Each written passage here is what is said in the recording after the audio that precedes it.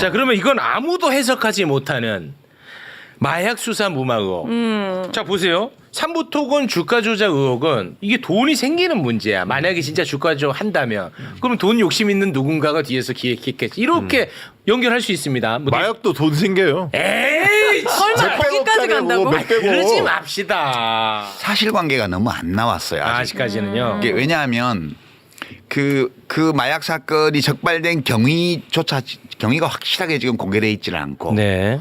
그럼 세관이 관련돼 있다는 건 확실한 것 같은데 네. 세관 직원들이 어떤 방식으로 그 마약 반입에 협조를 했는지도 지금 확실하게 확인이 안 되고 있고요. 네. 그다음에 세관에서 마약을 이제 압수하고 처벌하는 과정에서 그 압수한 마약을 다 폐기하도록 돼 있잖아요. 규정상 보면.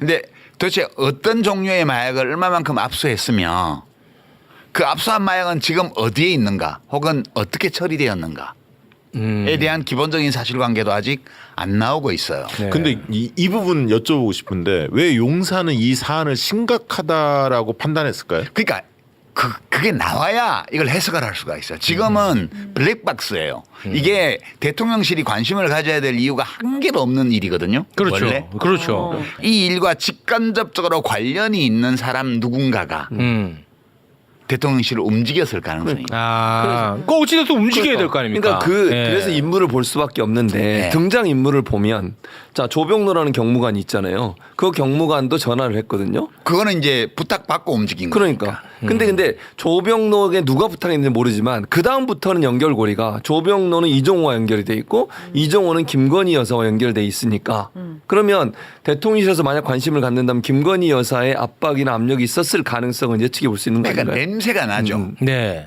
냄새가 나긴 하는데. 야, 근데 이거 어떻게 다 우연이야 이게? 우연이 반복되면 필연이라는 말이 있잖아요. 네. 래플 인베스트먼트라는 그 회사를 했던 이종호라는 이 2차 도이치모터스 2차 주가 조작 사건의 주범. 네. 이 사람 입에서 김건희 이름도 나오고 조병로 이름도 나오고 다 나오잖아요. 네. 그러니까 뭔가 연관이 있을 것 같다는 그런 냄새는 나죠. 네. 근데 이 냄새가 어디서 나는지를 확인하는 데 필요한 기본적인 사실이 아직 충분치 않아요. 아직까지는. 그래서 저는 이게 원래 언론이 이거 탐사해야죠. 음. 근데 안 하잖아요. 네. 그러면 유튜브 저널리즘 쪽에서 해야 되는데 네. 여긴 접근이 안 돼. 왜냐하면 출입처에 들어가지도 못하고. 그렇죠. 그죠? 거기는 이미 기성 언론이 주도권을 쥐고 기득권으로 다 또아리를 틀고 있기 때문에 접근이 안 돼요. 그게 뭔가 제보자가 나오거나 제보자가 나와서 기성 언론에 제보를 했는데 거기서 보도를 안 해줘. 이런 상황이 됐을 때 이게 이제 유튜브 저널리즘 쪽에서 불거져 나오면 네. 그러면 좀 더 우리가 얘기할 수 있겠지만 현 단계에서는 아직 정보가 부족하다. 뭔가 지금- 이상한 사건이다 이거는. 지금 아니 근데 관세청장이 움직였잖아요. 네. 그리고 조병로는 인천공항에서 네. 그 근무를 했었고 세관에서. 네, 세관에서 네. 그래서 연락을 받고 자기가 전화했다. 뭐 이렇게 이제 알려지고 있는데 관세청이 조직적으로 움직인 것 같아요. 네. 그건 맞죠. 예, 그럼 왜 그랬을까? 밑에 그냥 직원 한두 명이 했다면 그렇게까지 조직적으로 움직이지 않을 것 같은데. 그렇죠. 끌어내잖아요, 대개는. 네. 이제 그 부분이 굉장히 의심. 그렇죠. 아니 그러니까 세상에. 제가 언론사 사주입니다. 그러면 이 건은 너무 흥미로울 것 같아요. 왜냐하면 이 정부가 무슨 정부입니까? 마약과의 전쟁을 선포한 정부인데. 한동훈 입장 내야 돼. 그러니까 그런데 마약 수사를 무마했다는 의혹이다. 야, 내가 사주면 네. 그 덮어야지. 아니 뭘 아니 무슨 소리 하시는 거예요? 현실의 이 언론사 사주들은 다 덮는 거지 이거를. 아니지. 네. 너무 흥미롭잖아. 이거 영화 아니, 한 장면이에요. 영화 한 그게 장면. 아니라 이게 뭐 정의로움까지 갈 필요 없이 네, 궁금하잖아. 너무 궁금하고 너무 흥미롭잖아. 우리 대한민국의 언론사 사주들은 그런 호기심을 갖고 있지 않아요. 그래요. 네. 오늘 하나 여쭤보고 싶은 거는 246만 명이 투약 가능한 2,200억 원어치를 그 수사해서 압수했다 이런 거죠? 네, 그렇습니다. 상조도 부족한데 왜 수사에서 손을 떼게 한 거죠? 이게 지금 정권 핵심부로 가는 수사 초기 단계였거든요. 그러니까 수사 초기 단계에서 마약 게이트 수사 초기 단계에서 제가 외압을 당했고 모든 권력기관 대통령실 합세해서 저를 핍박하고 그다음에 고발 사주 얘기 손준성 검사 고발 사주 했지만 저도 고발 사주 당해서 모해 무고로 감찰 조사 받고 그걸 근거로 해서 수사권 박탈당해서 쫓겨났지만 제가 수사 초기 단계에서 쫓겨났기 때문에 저를 제 자리로 수사 초기 단계 그 자리로 돌려달라 이렇게 국민의 대표이신 국회의원 여러분께 간청을 드립니다. 예. 246만 명이 투약 가능한 2,200원어치를 압수했다는 것은 246만 명을 구했다는 소리입니다. 고맙습니다. 246만 명을 구했고 거기에서 용산이 개입하지 않았다면 훨씬 더 많은 마약을 압수했고 훨씬 더 많은 사람들을 구했고 그리고 그 조직이 용산으로 가는 길목까지 찾아서 그 조직을 뿌리 뽑을 수 있었다. 저는 이렇게 생각하는데 다시 돌아간다면 그 조직의 뿌리를 뽑아낼 수 있습니까? 당연한 말씀입니다. 이 마약 수사야말로 공익을 실현하고 인권을 보호하는 바로 그 지점입니다. 국민의 생명과 건강이 이 마약에 달려 있는 것입니다. 안보도 달려 있습니다. 나라가 달려 있습니다. 아주 어렵고 힘든 일을 했는데요. 심우정 검찰총장 우리 수사할 때 그 처음 마약 사건이 밝혀질 때 인천지검장이었죠. 네, 인천지검. 그리고 이 내용은 인천세관과 연루되어 있죠. 네, 그렇습니다. 제가 행안위원장도 했고 기재위도 했기 때문에 인천세관의 검색 때도 전부 다 체크했습니다. 그런데 이 검색대를 제대로 통과하지 않고 마약을 온몸에 칭칭 감아서 들어오는 마약쟁이들, 이 마약쟁이들을 인천지검이 적발했는데도 불구하고 다시 출국시켰던 거 아닙니까? 그렇습니다. 4명이 들어왔는데 1명을 검거했고요. 3명이 달아난 사실을 확인하고 인천지검에서 강력부에서 추적 수사를 하다가 어느 순간 멈춰버렸죠. 그게 세관 직원들이 말레이시아 조직원들을 빼냈다고 확인되는 그 순간이었습니다. 그렇습니다. 세관 조직원과 말레이시아 조직원들이 어떻게 연결되어 있는지, 말레이시아의 또 공항에 한국으로 들어오려던 100kg이 또 남아 있었습니까? 100kg은 제가 수사를 하면서 피의자들의 위챗 대화방을 통해서 제가 확인을 한 거고요. 지금 열린공감 TV에서 김충식 다이어리 수첩에서 23년 11월에 310kg가 또 나왔잖아요. 네. 제가 수사했던 것은 350kg 정도고 지금 김충식 수첩에서 나온 건 310kg고 그 외에 청주와 대전 사이의 공장, 부산 공장 여기에 수백 킬로의 필로폰이 보관되어 있고 이런 것들을 추정해 봤을 때 최소한 1000kg 이상이 국내에 들어와 있고 유통 대기 중이다. 큰일 난다. 이 마약의 여파가 한 달, 2달 있다 드러나는 게 아니고요. 사회적 여파가 확인이 되고 사회적 폐해가 알려질 때는 1년, 2년 정도는 걸립니다. 예. 심우정이 인천지검장으로 있으면서 인천 마약 수사에 수사가 가다가 중단되었다. 심우정에 대한 수사가 필요하겠네요. 당연합니다. 심우정은 마약 게이트를 덮은 주범입니다. 마약 게이트를 덮은 주범 심우정.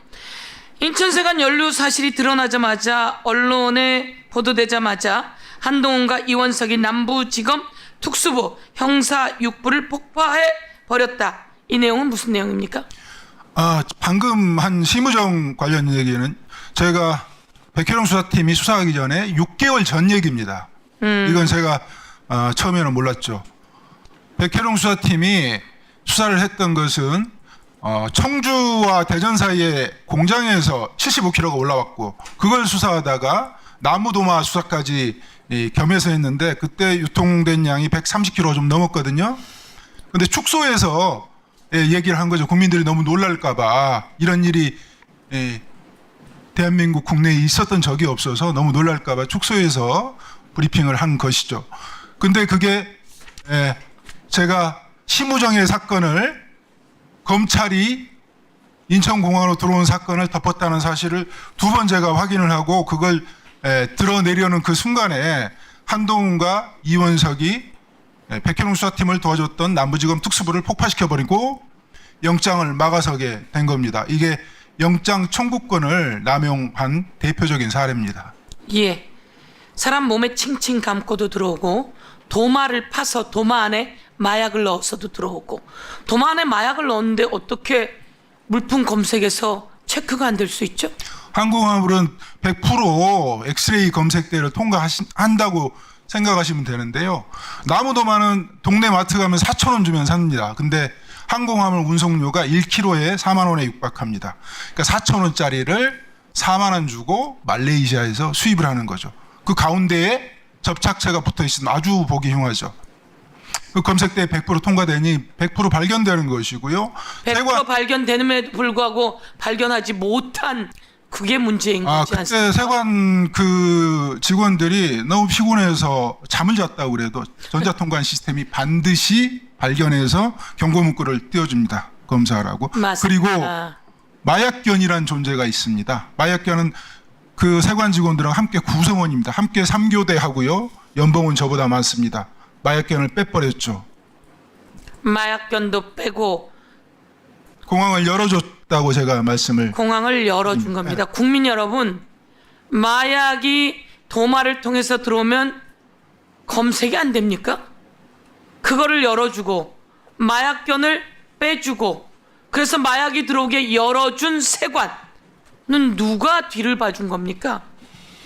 그 뒤를 봐주는 작자들이 당시에 용산이었고 용산에서 관심이 많고 그래서 확실하게 도와주던 경찰서장이 변심해버리고 그리고 대통령실로 승진해서 가고 온갖 조직이 백혜룡 경정의 수사팀을 해체하고 좌천시키고 이 과정에 검찰만 있는 게 아니라는 거죠. 그렇습니다. 우리가 권력기관의 대형, 우리가 검찰공화국 그러면 검찰 떠올리는데 정보 권력기관의 대형이 있습니다. 감시자로서 국정원이 있죠. 국정원이 열어준 겁니다. 공항을. 마무리 말씀해 주시고 예 맞습니다. 예. 네, 제가 발언 기회를 주셔서 감사하다는 말씀드리고요. 이 마약 게이트는 이렇게 보셔야 됩니다. 대통령 내외가 마약 수입을 했다, 마약 독점 사업을 했다. 지금 어떻습니까? 내란을 경험하고 나니 있을 수 있다는 생각이 들지 않습니까? 자, 내란을 하려면 가장 중요한 게 인적 구성이지만 또 두 번째로 중요한 게 똑같이 중요한 게 내란을 수행할 수 있는 운영 자금이죠. 내란을 수행하는 운영 자금이 합법적으로 마련될 수 있겠습니까? 그 대한민국에는 5만 원권이 지하에 엄청나게 숨어 있습니다. 그 5만 원권을 모을 수 있는 게 바로 대한민국에서는 필로폰입니다. 이 사실은 특수부 검사들, 강력부 검사들, 거기서 나와서 변호 활동하는 마약 사건의 변호 활동하는 변호인들은 누구나 상식적으로 알고 있는 내용입니다. 일본은 야쿠자들이 금을 좋아합니다. 그래서 금을 운영자금으로 금을 모으고요. 한국은 이 5만 원권을 지하에 경제는 5만 원권을 필로폰으로 모읍니다. 최고 권력자가 5조 원을 국세에서 빼는 것은 쉽습니다. 그러나 그것의 10분의 1을 5천억을 현금으로 만드는 것은 불가능합니다. 그러나 그걸 가능하게 하는 게 있습니다. 그게 마약입니다. 저는 이 마약 게이트에서 내란의 운영 준비 자금으로 이 마약 독점 사업을 했다고 확신하고 있는 사람이고요. 게다가 나아가서 만약에 국민의힘에서 4.10 총선에서 어느 정도 의석수만 확보했다면 이 마약으로도 1차 계엄이 가능했을 거라고 저는 그렇게 판단하고 있습니다. 그게 우리가 보았던 윤석열, 김건희 공동정부의 민낯이었습니다. 대한민국도 그렇지만 예전에 우리가 조선시대부터 계속 역사를 보면 그 용기를 낸 의인들, 부당한 권력에 굴하지 않고 싸웠던 의인들이 지금의 대한민국을 만든 게 아닌가 싶은데요. 사실 경전님과 이 한 자리에 있는 것만으로도 저는 오늘 정말 할 일을 다 했다, 너무 기쁘다, 영광이다 이렇게 말씀을 좀 드리고 싶습니다. 오늘 잘 부탁드립니다. 네, 용기와 응원 주셔서 감사합니다. 네. 먼저 같이 이야기 나눠볼 텐데요. 2,200억 원 규모의 인천 세관 마약 게이트를 수사했던 백혜룡 경정. 지난 3일 국회 법제사법위원회가 진행한 경찰개혁 4법 입법 청문회에 출석하셨고요. 충격적인 의혹을 폭로했습니다. 관련 영상 먼저 보실게요. 이 마약 게이트는 이렇게 보셔야 됩니다. 대통령 내외가 마약 수입을 했다, 마약 독점 사업을 했다. 지금 어떻습니까? 내란을 경험하고 나니 있을 수 있다는 생각이 들지 않습니까? 자, 내란을 하려면 가장 중요한 게 인적 구성이지만 또 두 번째로 중요한 게 똑같이 중요한 게 내란을 수행할 수 있는 운영 자금이죠. 내란을 수행하는 운영 자금이 합법적으로 마련될 수 있겠습니까? 대한민국에는 5만 원권이 지하에 엄청나게 숨어 있습니다. 그 5만 원권을 모을 수 있는 게 바로 대한민국에서 필로폰입니다. 이 사실은 특수부 검사들, 강력부 검사들, 거기서 나와서 변호 활동하는 마약 사건의 변호 활동하는 변호인들은 누구나 상식적으로 알고 있는 내용입니다. 일부 권력자가 5조 원을 국세에서 빼는 것은 쉽습니다. 그러나 그것의 10분의 1을 5천억을 현금으로 만드는 것은 불가능합니다. 그러나 그걸 가능하게 하는 게 있습니다. 그게 마약입니다. 저는 이 마약 게이트에서 내란의 운영 준비 자금으로 이 마약 독점 사업을 했다고 확신하고 있는 사람이고요. 그게 우리가 보았던 윤석열, 김건희 공동정부의 민낯이었습니다. 예, 저도 변호사지만 어떤 사건에 대해서 의뢰인한테 얘기를 들으면 이게 정말 큰 사건이다. 이제 사회를 뒤흔든 이태원 사건이 좀 그랬거든요. 맨 처음에 제가 제보 받았을 때 아마도 이제 경정님께서도 윤건희 마약 게이트 의혹 맨 처음에 이렇게 듣고 그다음 본인이 직접 체험하고 그 현장에 있으면서 이게 보통 사건이 아닌데 너무 크다. 이거 정말 어떻게든지 내가 뭔가를 해봐야겠는데 이런 어떠한 결심이 들거나 생각이 드시는 그런 모먼트가 있었을 것 같아요. 네. 이 사건 말레이시아 조직원들을 검거하면서 네. 위험하다. 위험하다. 네. 그러니까 말레이시아 조직원을 검거하는 게 그게 처음이었나요? 그러니까 왜 위험하다는 생각이 드셨을까요? 말레이시아 조직원을 검거했을 때 네. 이들이 나무 도마로 나무 도마에 숨겨진 그 필로폰을 네, 항공화물로 받았잖아요. 네. 그걸 직접 눈으로 확인하고 그 과정에서 나무 도마를 하면 우리가 이렇게 그 칼로 음식을 만드는 그 도마 그렇죠. 근데 거죠. 네. 상태가 좋지 않은 나무로 돼 있고요. 네. 좀 허접해요. 그러니까 동네 마트 가면 네. 4,000원에 사는데 네. 항공 운송료가 1kg에 4만 원에 육박한단 말이에요. 1kg에 4만 원. 네. 네, 제가 뭐 나중에 얘기하겠지만 네. 인천공항에서 수학과장으로 근무한 적이 있어서 네. 이 사정을 조금 알아요. 아. 그런데 한 번 들어온 게 아니고 네. 계속 들어왔고요. 계속 들어왔다. 그게 들어오니까 네. 100kg을 세상에 이태원 참사 난 그 곳에서 200여 미터 떨어진 곳으로 200m 정말 가까운 근거리네요. 네. 그래서 받을 사람만 수치인만 정해지면 무조건 보내는 거예요. 그런 상황을 제가 확인을 했잖아요. 그러면 이게 이태원 참사랑도 좀 연관이 있다고 봐야 되나요? 그 정도면? 저는 그때 뭐 이렇게 전율을 느끼고 네. 굉장히 충격을 받았는데 네.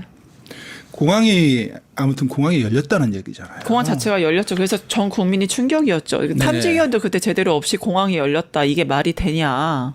항공화물은 100% 검색대를 지나야죠. 네, 지나가게 통과해야죠. 돼 있는데 100% 확인이 되는. 그렇죠.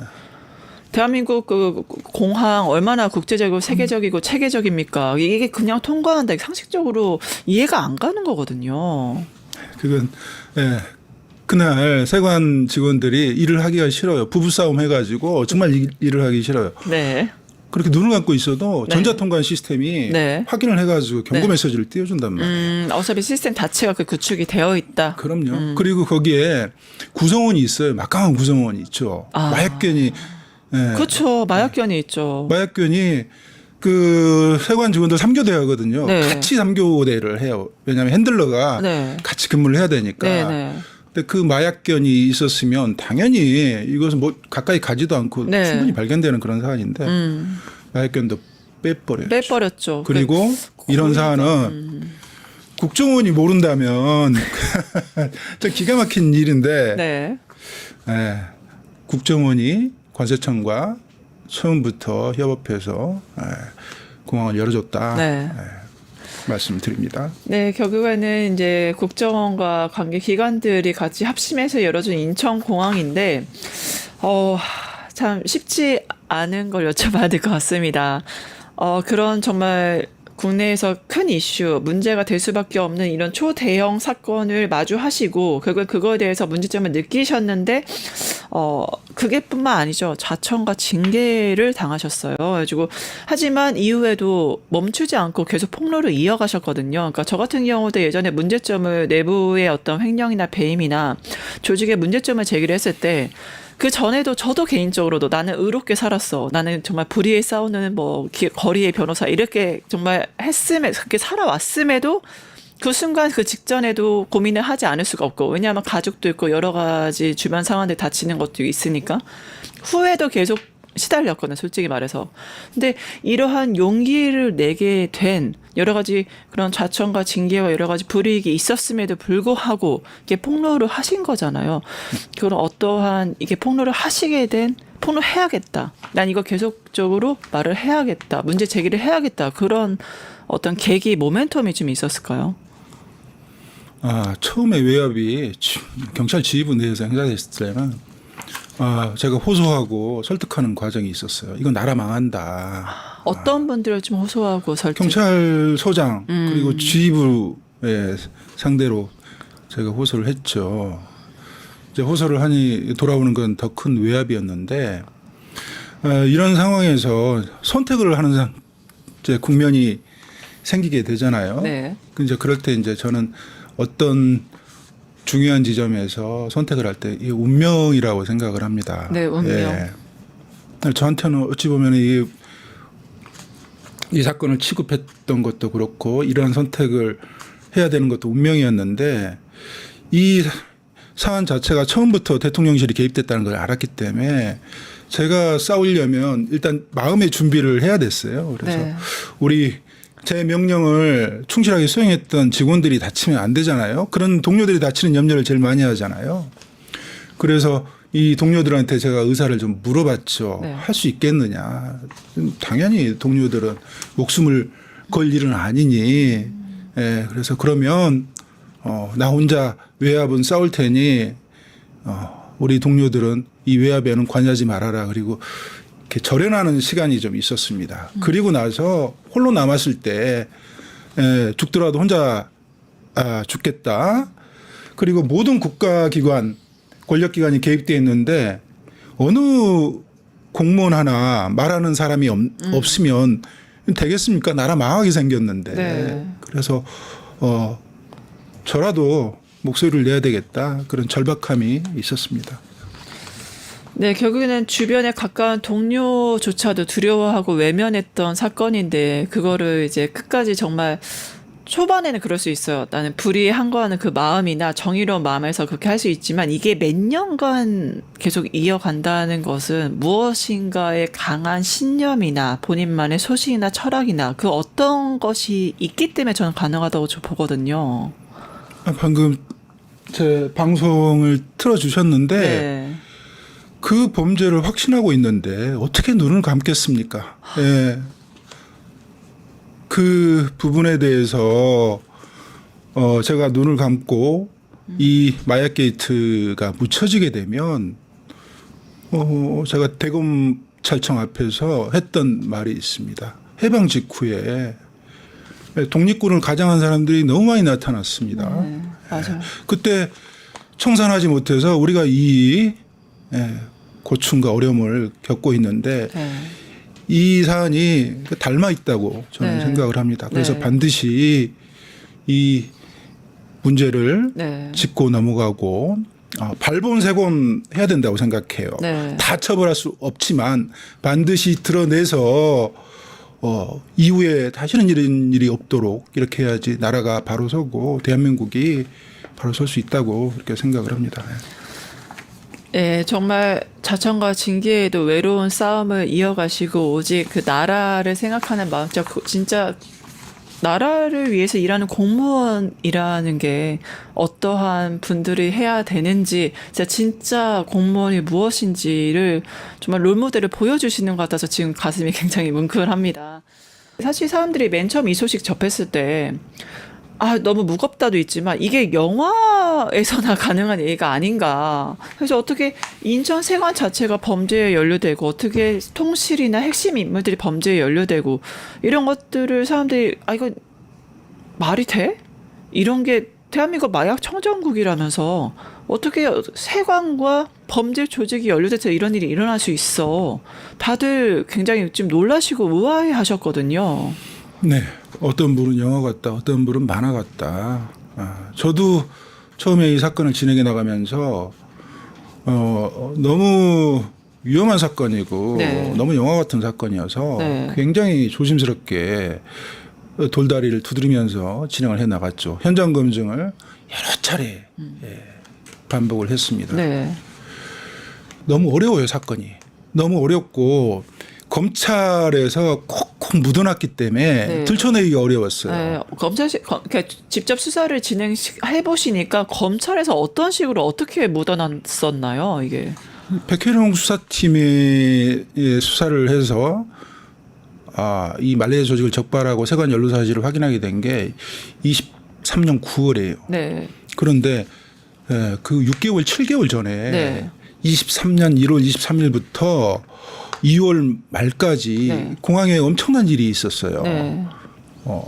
말레이시아 조직원 21명이 12차례 침투를 했는데 연 인원으로 따지면 36명이죠. 근데 그게 우여곡절 끝에 검거된 사건이 2건이 있었는데 네. 그때마다 그 사건을 덮어버렸어요. 근데 그 사실을 확인하는 과정이 굉장히 어려웠죠. 검찰에서 우리는 사건 취급한 적 없다. 비밀에 붙였고요. 마치 그 사건이 존재하지 않는 것처럼 속였거든요. 그리고 관세청은 우리는 그런 사건 취급한 적 없다. 존재하지 않는 것처럼 속였어요. 그렇게 한 7, 8개월을 속이다가 국회에 행안위 24년 8월 20일 청문회 때 그 즈음에서야 감출 수 없으니까 우리가 이런 사건을 취급해서 성과를 올렸다. 이러면서 윤색을 하면서 마약과의 전쟁에서 우리가 이렇게 잘 해왔다 이렇게 얘기한 건가요, 결국엔? 그렇죠. 치적으로 그걸 포장한 거예요. 네, 국회에서 그렇게 자료 제출하면서 이제 흑색 선정 거짓말을 하기 시작하면서 우리가 이 성과를 냈다. 네, 오히려 그때는 덮었었는데 마치 성과인 것처럼 어차피 드러났으니까. 네, 근데 제가 그 어렵게 이 검찰과 싸우고하면서 그 기록을 입수를 했잖아요. 네. 물론 이제 우리 직원들이 저한테 이제 뭐 닥달을 당했죠. 기록 가져오라는 얘기를 아침에 출근하면 제가 매일매일 했었거든요. 영장이 막혔으니까 기록이라도 가져와라 그러면서 직원들을 독려하고 다그쳐서 인천지검이 취급했던 사건 기록, 중앙지검이 취급했던 사건 기록, 그다음에 관세청이 스스로 보고서를 만들어요. 공범에 대해서 공범 혈통에 대한 보고서. 이걸 어렵게 입수해 가지고 제가 표를 작성해서 그때부터는 이제 물어보기 시작하죠. 네. 검찰에 네. 관세청에. 근데 그때마다 모른다 우리는. 지금도 한동훈 씨는 모른다고 그러잖아요. 네. 제가 알게 해드리려고 그럽니다.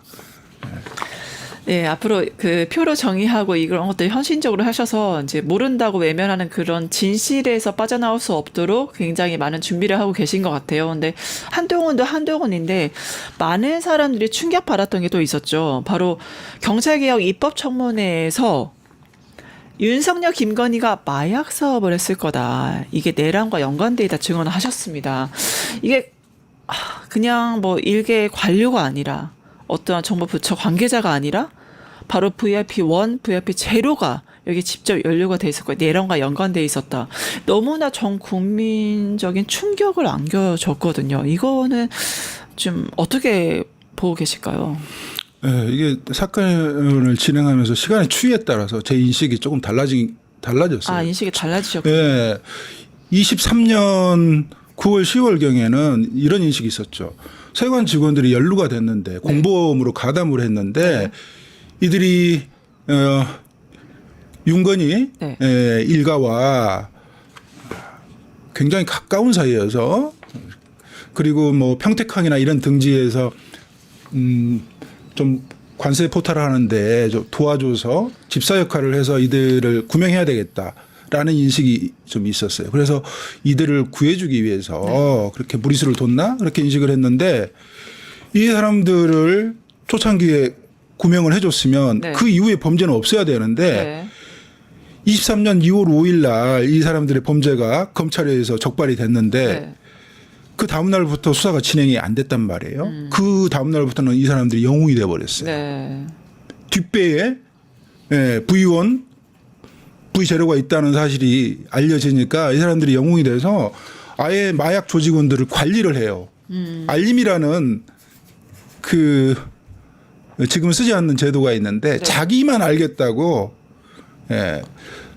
그 전자 톡한 시스템을 관리하는 정보부서과 직원들한테 문서나 이런 걸 보내가지고 이 조직원들은 마약이나 이런 걸로 밀수 이런 걸로 의심이 되니 내가 관리하겠다 이러면서 직접 관리를 해요. 그러면 못 건드리는 거. 계속해서 더 과감하게 들어오는 겁니다. 그러면 구명은 벗어났죠. 그리고 나서 그 이후에 엄청난 양이 들어왔다는 첩보가 있었고요. 대전하고 청주에 보관하는 공장이 있고 부산 쪽에 보관하는 공장이 있고 그다음에 나무도마로 엄청난 양을 밀어붙이잖아요. 저는 물 밀듯이 들여보냈다 이렇게 표현을 하거든요. 그러면 이건 사업이다. 독점 사업이다. 이렇게 판단했던 게 24년 6월 말입니다. 이때부터는 제가 독점 사업이다라고 얘기를 했고 검찰이 보증을 서줬다. 관세청과 국정원이 애초에 열어줬다. 이렇게 주장을 해왔는데 그게 언론에 실리지 않았죠. 예, 말씀하신 대로 부산과 청주에 공장이 있었고 물밀듯이 들여보냈다. 이제 2024년 6월 말 이제 관세청과 관련성 결국엔 이게 주어는 단 하나입니까? 마약입니까? 그렇죠. 네, 마약을 부산과 청주 공장을 통해서 물밀듯이 들여보냈고 또 관세청도 이거를 그냥 그 여과 없이 필터링 없이 그냥 보냈고 협조를 했고 이런 작업들이 조직적으로 누군가의 비호 없이는 이루어지기 힘들다 이렇게 보시는 거죠. 그렇죠. 제가 거기서 근무를 1년 동안 했잖아요. 잘은 모르지만 관세청 직원들이 관복 입은 제복 입은 사진을 범죄자한테 보내주고 이렇게 해서 그 모습 그대로 범죄자들 앞에 나타나지 않거든요. 밀수라는 게 그 의미가 뭡니까? 조심조심 몰래몰래 하는 게 밀수잖아요. 이렇게 대놓고 했다는 것은 그것은 누군가의 비호 없이는 불가능하다. 과시하는 거죠.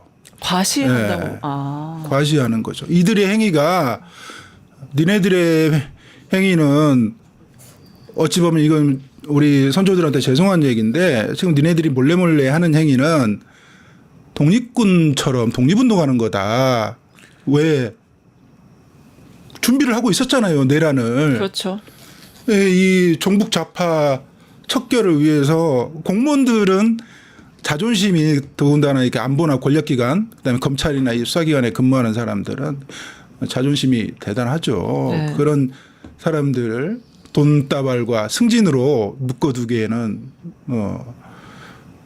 쉽지 않죠. 네. 그런 의식이 있지 않으면 어떻게 제복을 입고 대한민국 공무원이 제복을 입고 마약 조직원들을 인솔해주고 빼내주고 이렇게 하겠습니까? 네. 어떻게 대놓고 숨어서 한 것도 아니고 제복을 입고서 마약 조직원들과 이렇게 일하는 모습에 굉장히 충격을 받으셨을 것 같아요. 근데 또 비선실세 논란도 그가 있지 않습니까? 김충식 그 이름도 나왔는데 말레이시아 310kg 그다음에 1차 55kg 이 메모 그러니까 잘 모르는 사람은 말레이시아 55kg 이건 뭐지라고 생각하실 것 같아요. 근데 교수님은 보자마자 이게 뭔지 딱 아셨을 것 같거든요. 그 윤석열 김건희 이제 수법이죠. 수법. 예. 이 제가 그 당시에 이 김충식 캐린저 탁성령 캐린더에서 연세대학교 네. 탁성령 캐린더인데 거기 310kg, 1차 55kg 이렇게 돼 있는데 그 네. 시기가 언제냐면 제가 대통령실에 외압이 있다고 인터뷰를 하면서 싸우기 시작하는 그 시점에 23년 네. 11월입니다. 네. 이 사람들은 어떤 범죄가 발각되고 그러면 위축되는 게 아니고 더 과감히 밀어붙여요. 특색이 있죠.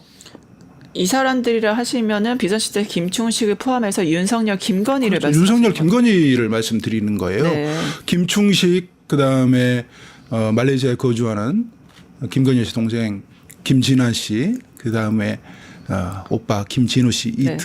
등등은 이 패밀리. 대리해서 패밀리고 직접 대통령과 대통령의 부인이 마약을 수입할 수는 없지 않겠습니까? 네. 그 대리인들이 했을 건데 네. 그 중심에 윤석열과 김건희가 있다 이렇게 말씀드리는 겁니다. 실제로 이제 백경련 이때 상황을 근거로 해서 이 메모 근거로 해서 이미 그때 의혹을 폭로하신 시점이니까 그 시점이 딱 맞아 떨어지는데 메모와 그래서 경련님을 추적하고 있었던 게 아니냐 감시하고 있었던 게 아니냐 이런 의혹들이 강하게 좀 제기가 됐었거든요. 그런 제가 제보를 많이 받았어요. 몸조심하라고. 네, 몸조심하라. 작업 들어올 거다. 작업 들어오면 국정원에서 보통 하거든요. 네, 네.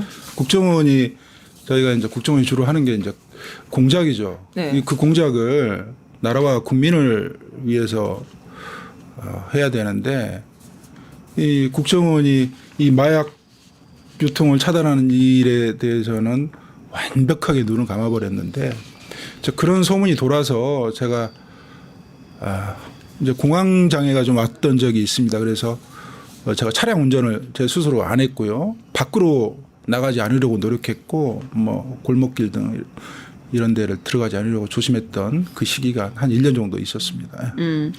네, 현장과 맞서서 이게 아무래도 시간 관계상 마지막 질문이 될 것 같은데 한꺼번에 지금 여쭤볼게요. 그러니까 뭐 이문정 지검장 찾아가서 크게 항의도 하셨고 현장에서 지금 이렇게 싸우다 보니까 지금 국민들은 정말 빛의 혁명을 만들어내면서 뭐 검찰 개혁, 뭐 사법 개혁, 경찰 개혁 여러 가지 문제점을 이게 해야 된다 제기를 하고 있어요. 그러니까 현장에서 이렇게 맞서 싸우시면서 검찰 개혁 좀 이렇게 해야 된다. 뭐 경찰에서도 문제 있으면 경찰 개혁 좀 이렇게 좀 해야 할 필요가 있다. 그런 것들 느끼시는 바가 어떤 건지 좀 제안해 주셨으면 좋겠고 이제 마지막으로 정말 정권이 바뀌었어도 여전히 지금 통제와 감시와 외압 속에서 힘들게 싸우고 계시잖아요. 그래서 아마 이 방송을 지금 실시간도 보고 계시고 나중에라도 많은 분들이 이제 보실 텐데 국민들에게 어떠한 좀 메시지가 있으시다면 그 메시지도 좀 부탁드리겠습니다. 네, 경찰 개혁, 당연히 해야죠. 네, 어떻게 해야 돼요?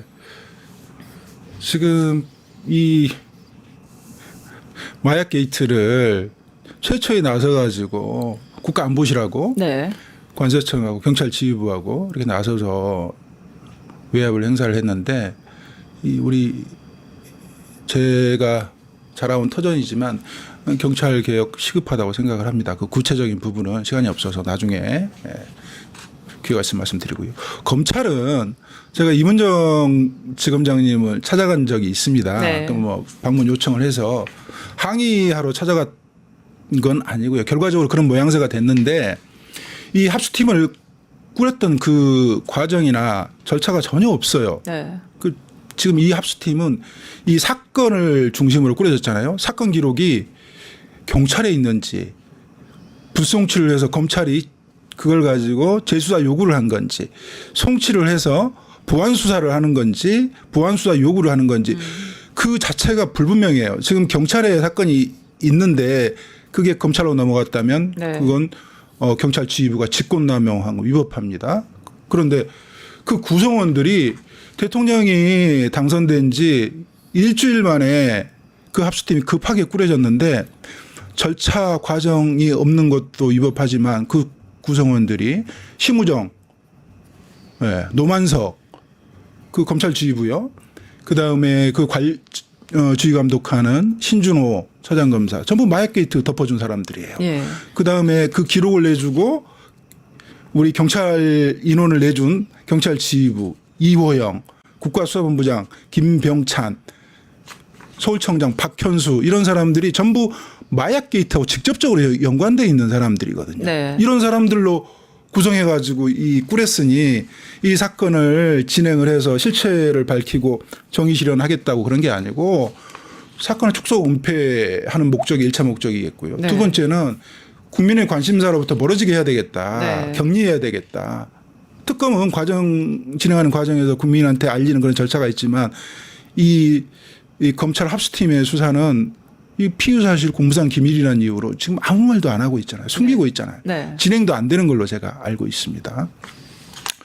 이런 상황이어서 이 합수팀은 해체돼야 되는 게 맞는 거고요. 해체돼야 된다. 예. 제일 좋은 방법은 특검을 출범시키는 거죠. 근데 지금 그게 어렵다면 상설특검이 지금 이미 네. 의결돼서 통과돼 있으니 그거라도 출범시키면 됩니다. 네. 그게 검사 5명, 수사관 20명으로 구성된 체제인데 착수하면서 이렇게 범위를 확장시켜 갈 수는 있는 거고요. 만약에 그것도 어렵다 그러면 합수팀을 해체하고 다시 절차와 이런 것들에 맞게 다시 꾸리면 됩니다. 그거 일주일밖에 안 걸리거든요. 그런 상황이라는 점 말씀드리고요. 그게 이제 이문정 지검장의 수사 지휘권하고는 이제 별개다. 저하고 사실 이문정 지검장하고는 서로 친분이 좀 있고요. 네. 응원하는 사이인데 지금 아주 이렇게 얽혀 있잖아요. 두 분 복잡하게. 다 이제 조직의 문제에 대한 내부 고발을 하신 용기 있는 의인이시죠, 네. 네네. 이제 그런 점이고요. 제가 이제 마지막으로 이제 국민 여러분께 이제 말씀드리는 것은 제가 이 대통령 내가 이 마약 독점 사업을 했다 이렇게 주장한 지는 오래됐습니다. 근데 그게 계엄과 내란으로 이어졌기 때문에 그 계엄과 내란의 운영 준비 자금으로 돈이 현금이 필요했을 거다 이렇게 보는 건데 그 부분들에 대해서 네 추정이냐 이렇게 물어보시는 분이 많아요. 네. 수사관은 추정을 함부로 얘기하지 않습니다. 확신이 있기 때문에 모든 정황 증거들이 있어요. 예. 윤석열, 김건희 공동정부를 한번 보십시오. 처음에 윤석열 탄생할 때 어떻게 했습니까? 예. 그 검찰개혁에 적극 앞장서겠다 그래서 국민을 속였잖아요. 그리고 나서 검찰개혁을 방해했죠. 수사권 가지고 보복하면 그게 깡패지 검사냐 이렇게 국민들 앞에 발표를 했습니다. 어떻게 했습니까? 그 수사권 가지고 사냥하듯 정치적 경쟁자들을 죽였죠. 그리고 나서 나중에 도이치모터스로 공격을 받으니 자본시장 교란하는 행위 엄단하겠다 그러면서 삼부토건 지금 얘기 나오는 거고요. 국회의원들이 국회에서 계엄한다는 얘기가 지금 들려오고 있다. 니네들 계엄하지. 이러니까 어떻게 합니까? 삼척동자도 그런 말은 안 속는다. 누가 어떤 군인이 따르겠냐. 실제로 계엄을 하잖아요. 이 마약 사업이 그렇습니다. 마약 사업. 네. 예. 우리 미래 세대의 안전을 지키기 위해서 마약과의 전쟁을 선포하면서 꼭 승리해달라고 그랬잖아요. 네, 네. 근데 미래 세대의 안전은 관심 없는 거예요. 사실은 미래 세대에게 마약을 수입해서 판매할 목적이었던 거죠. 사회적 혼란을 조성하려고 그렇게 기획을 했던 거고요. 그다음에 마약과의 전쟁에서 꼭 승리해달라는 것은 그것은 마약과의 전쟁에서 승리해달라는 걸 진실로 믿고 하면 가만두지 않겠다. 그런 결과론적으로 그렇게 됐잖아요. 네. 윤석열과 김건희의 앞에서 말하는 것과 그들의 행적을 보면 전혀 정반대입니다. 이걸 우리가 이제 표리부동 그러는데